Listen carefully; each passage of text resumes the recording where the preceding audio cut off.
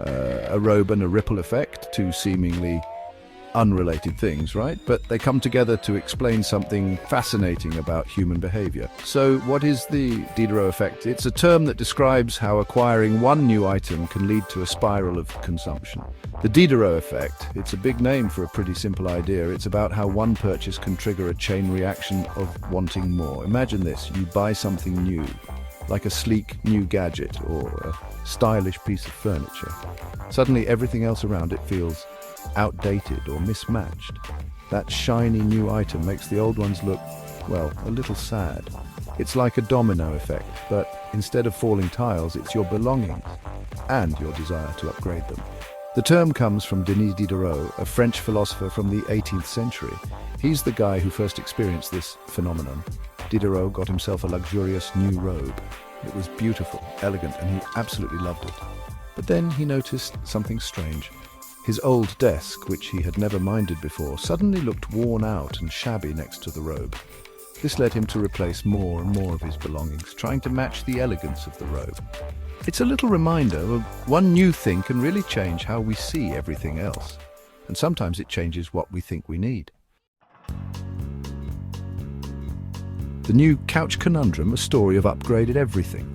So let's meet Sarah. Sarah absolutely loves her cozy living room, but, well, the couch, it's getting kind of old. Time for an upgrade, right?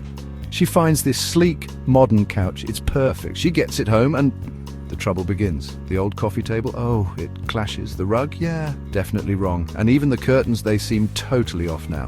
One by one, Sarah replaces everything. The cost? Oh, let's not even talk about that. Why do we do this? Why do we match? Have you ever wondered why we feel the need to make things fit together? Whether it's colors in a room, ideas in our minds, or even relationships in our lives.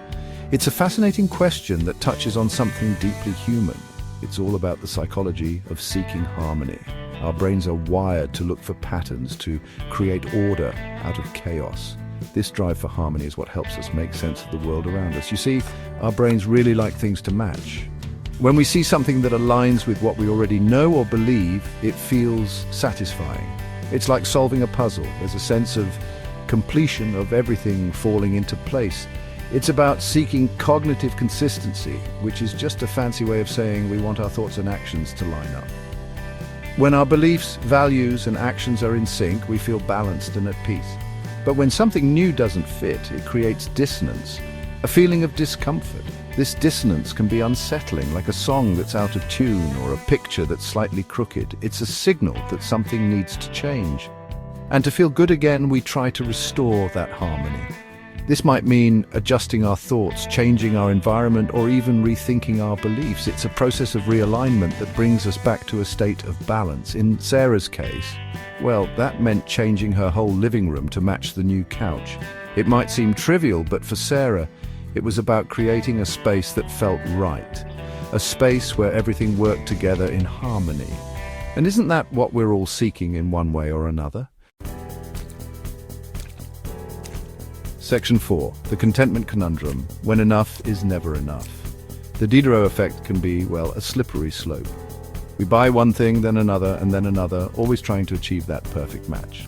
But here's the catch. Perfect is a moving target. There's always something newer, shinier, or better.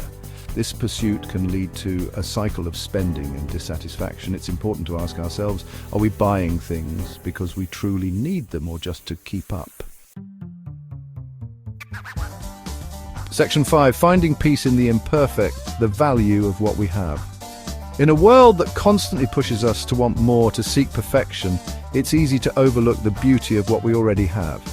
But what if the key to happiness isn't in acquiring more, but in appreciating the present moment and the treasures we already hold? The antidote to the Diderot effect? Contentment. It's a simple word, but it holds profound power. Contentment allows us to break free from the endless cycle of wanting and chasing. It invites us to pause, reflect, and find joy in the small, everyday moments. It's about appreciating what we already have, not yearning for what we lack. That old photograph, a handwritten note, or even a favorite mug. These are the things that carry meaning far beyond their material value. Now, this doesn't mean we can't enjoy new things. New experiences and items can bring joy, but they shouldn't define our happiness. It's about balance, embracing the new while cherishing the old. It's more about being mindful. Mindfulness helps us recognize the difference between fleeting desires and lasting fulfillment. It teaches us to savor the present, to truly live in the moment. Before we buy, we should ask, will this add real value to my life, or is it just a temporary fix for a deeper longing? These questions can guide us towards more intentional choices, or am I just chasing a feeling?